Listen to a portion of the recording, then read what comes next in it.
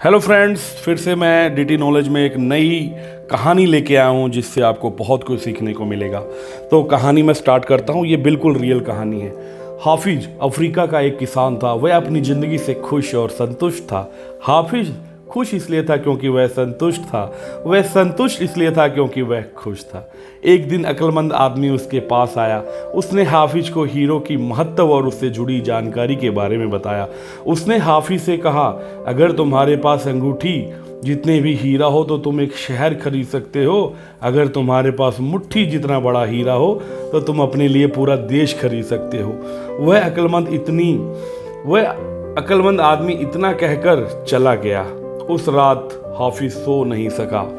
वह असंतुष्ट हो चुका था, इसलिए उसकी खुशी खत्म हो चुकी थी।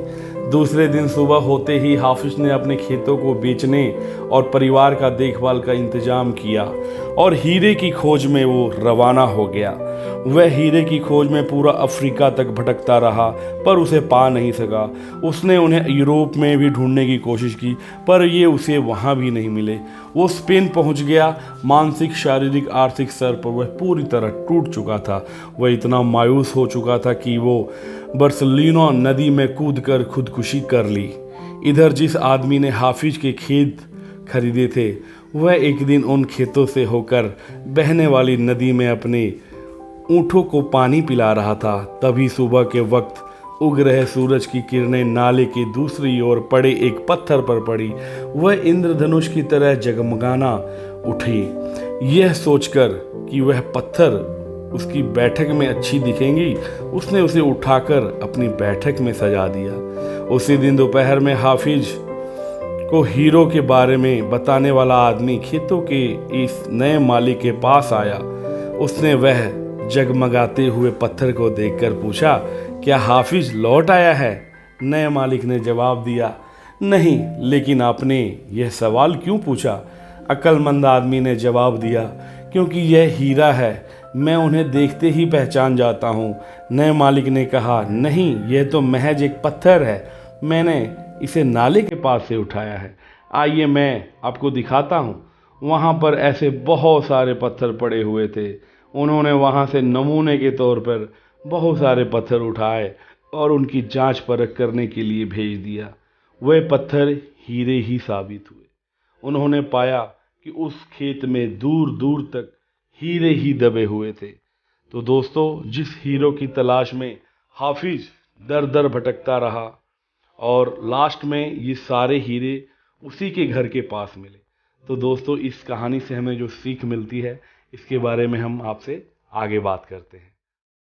हेलो दोस्तों, इस कहानी से हमें क्या शिक्षा मिलती है?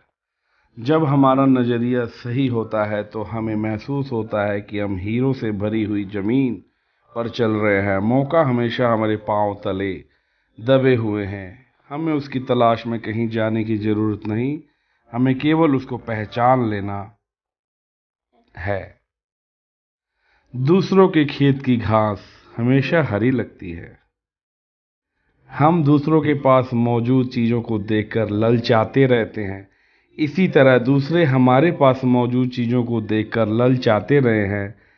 हमसे अपनी जगह की अदला बदली करने का मौका हासिल करके उन्हें खुशी होगी। जिन्हें मौके की पहचान नहीं होती उन्हें मौक़ों को खटखटाना शोर लगता है। मौका जब आता है तो लोग उसकी अहमियत नहीं पहचानते, जब मौका जाने लगता है तो उसके पीछे भागते हैं।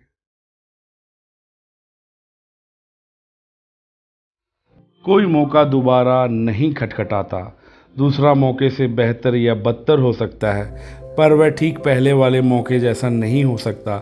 इसलिए सही समय पर सही फैसला लेना बेहद ज़रूरी होता है। गलत समय पर लिया गया फैसला भी गलत फैसला बन जाता है।